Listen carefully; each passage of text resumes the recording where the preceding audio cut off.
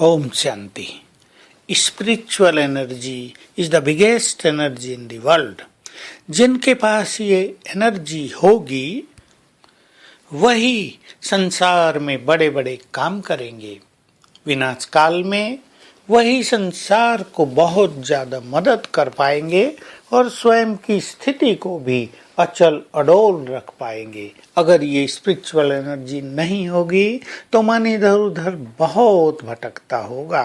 तो अभी से हमें अपने अंदर ज्ञान की शक्ति और योग की शक्ति, पवित्रता की शक्ति और श्रेष्ठ धारणाओं की शक्ति अपने जीवन में अपनानी है।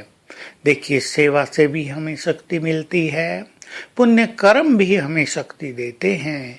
ज्ञान का चिंतन जब हम करते हैं तो वो ज्ञान चिंतन भी हमारे लिए बल बन जाता है।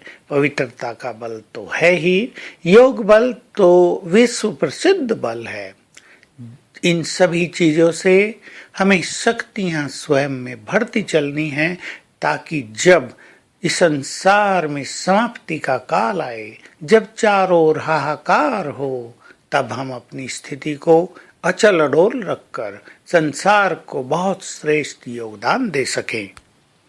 इसलिए बाबा हम सभी को एक लक्ष्य देते हैं कि तुम सेकंड में फुल स्टॉप लगाओ, क्वेश्चन मार्क्स न लगे। जिनके पास ड्रामा का श्रेष्ठ ज्ञान है वे जानते हैं जो कुछ हो रहा है वही कल पहले हुआ है तो वही पुनः होना है। जो कुछ हो रहा है वही सत्य है, उसको चेंज नहीं किया जा सकता है। हर एक आत्मा अपना अपना एक्यूरेट पार्ट बजा रही है, तो चाहे आत्माओं के बारे में, चाहे किसी घटना के बारे में, चाहे यज्ञ की किसी स्थिति के बारे में आश्चर्यवत स्थिति भी नहीं होनी चाहिए।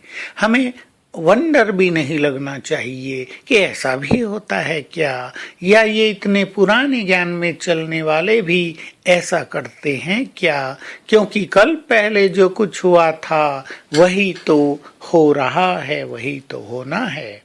ऐसी निसंकल्प और साक्षी स्थिति अपनाने वाले सेकंड में फुल स्टॉप लगा सकते हैं। ज्ञान चिंतन का बल बहुत अच्छा होना चाहिए, ताकि जो भी बात हमारे सामने आए उसमें हमारे क्वेश्चंस न उठते रहें और फटाफट हम फुल स्टॉप लगा सकें। जो फुल स्टॉप लगाएंगे, बाबा ने उनके लिए बहुत गुह्य बात कही है कि फुल स्टॉप लगाने वालों को एक सेकंड में फुल स्टॉप लगाना पड़ेगा और फुल स्टॉप लगाकर प्रकृति को ऑर्डर देना पड़ेगा, स्टॉप, अर्थात शांत हो जाओ।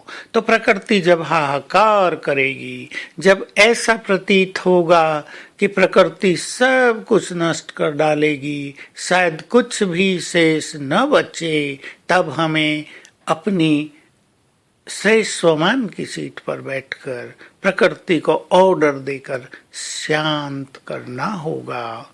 तो इसके लिए ही स्पिरिचुअल एनर्जी की बहुत जरूरत है, और जरूरत है कि संकल्पों में हमारा समय नष्ट न हो। तब प्रकृति भी हमारे आदेश का पालन करेगी, और जैसे ही हम उसको आदेश देंगे शांत हो जाओ, तो प्रकृति शांत होगी, उसके तूफान शीतल हो जाएंगे।